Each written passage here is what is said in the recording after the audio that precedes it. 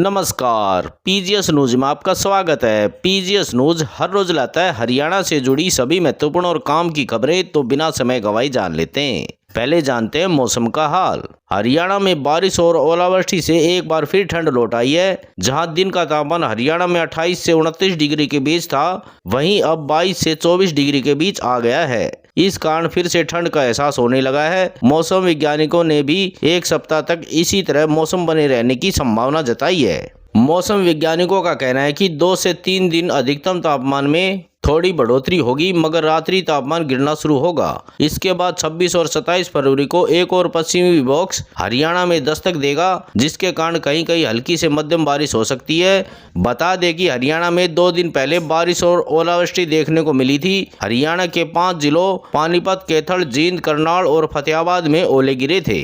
आगे समाचारों में, हरियाणा में अगर किसी अधिकारी या कर्मचारी ने भ्रष्टाचार किया तो सरकार उसे 50 साल में ही रिटायर कर देगी। सरकार ने यह नियम लागू कर दिया है, जिसके बाद राजस्व विभाग के ग्रुप बी के अधिकारी की एक्सटेंशन पर सरकार ने रोक लगा दी है। अधिकारी के जल्द जबरन रिटायरमेंट के आदेश जारी कर दिए जाएंगे। प्रदेश के चीफ सेक्रेटरी अनुराग रस्तोगी ने इसकी पुष्टि की है। आगे समाचारों में, हरियाणा सरकार राज्य के खेल विभाग में पंजीकृत खिलाड़ियों का बीमा कराएगी। खेल की प्रैक्टिस के दौरान यदि कोई खिलाड़ी चोटिल होता है तो उसे इलाज कराने में आर्थिक परेशानी का सामना नहीं करना पड़ेगा। आगे समाचारों में, हरियाणा में रबी फसलों की सरकारी खरीद शुरू होने से पहले 40 अनाज मंडी में अटल किसान मजदूर कैंटीन शुरू करने का निर्णय लिया है। इसमें किसानों और मजदूरों को 10 रुपए में खाने की थाली मिलेगी। सभी कैंटीन में महिला स्वयं सहायता समूह खाना उपलब्ध कराएंगे, जिसके लिए प्रदेश सरकार 15 रुपए की सब्सिडी देगी। आगे समाचारों में, हरियाणा एमबीबीएस एग्जाम घोटाले में 41 स्टूडेंट कर्मचारियों के खिलाफ एफआईआर दर्ज हो गई है। पुलिस ने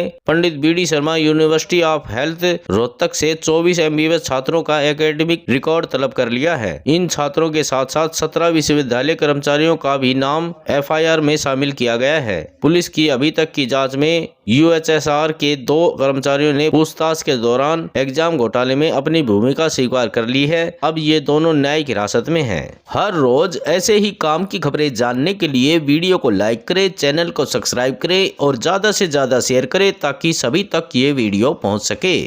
आगे समाचारों में, हरियाणा के बिजली एवं परिवहन मंत्री अनिल विज और पार्टी अध्यक्ष मोहनलाल बड़ोली के बीच की नाराजगी के बीच तस्वीरें सामने आई है। इनमें विज और बड़ोली एक किनारे होकर बातचीत करते नजर आ रहे हैं।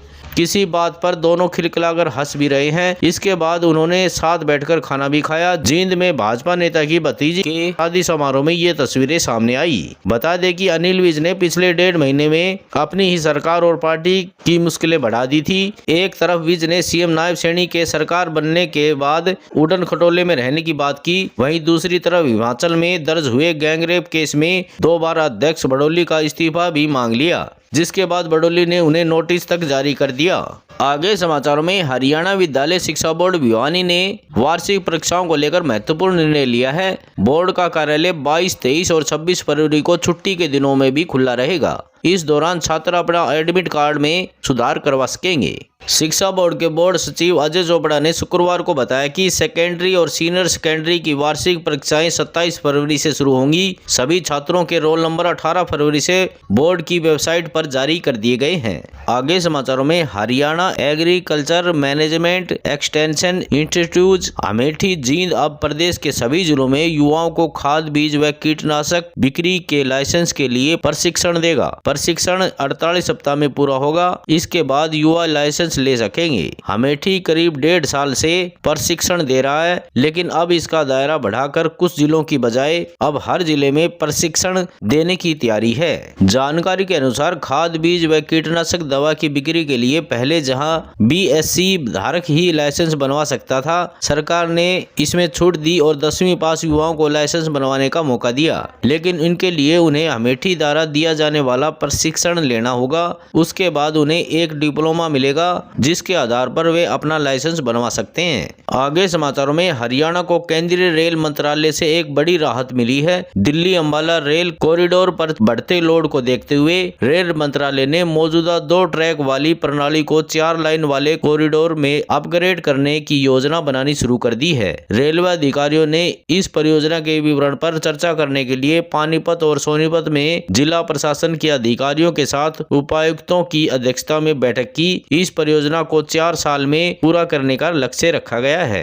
आगे समाचारों में, हरियाणा में नई शिक्षा नीति के तहत प्राइमरी कक्षाओं के सिलेबस में बदलाव किया गया है, जिसके तहत नए सत्र से कक्षा पहली, दूसरी, तीसरी व छठी कक्षा की नई पुस्तकें मिलेंगी। इन किताबों को बच्चों की रुचि अनुसार तैयार किया गया है ताकि बच्चे अच्छे से पढ़ाई कर सके। हरियाणा शिक्षा विभाग में एडमिशन डायरेक्टर सुनील बजाज ने बताया कि नई किताबों को इस प्रकार से डिजाइन किया गया है कि बच्चों को आपस में चर्चा करने का मौका मिलेगा। बच्चों के सामने खेल होंगे और खेल खेल में बच्चे सीख पाएंगे। इसके अलावा पहेलियां व चुनौतियां भी रखी गई हैं ताकि बच्चे खुद पढ़ें और खुद करें। आज समाचारों में बस इतना ही। कल मिलते हैं और नई खबरों के साथ। तब तक के लिए नमस्कार।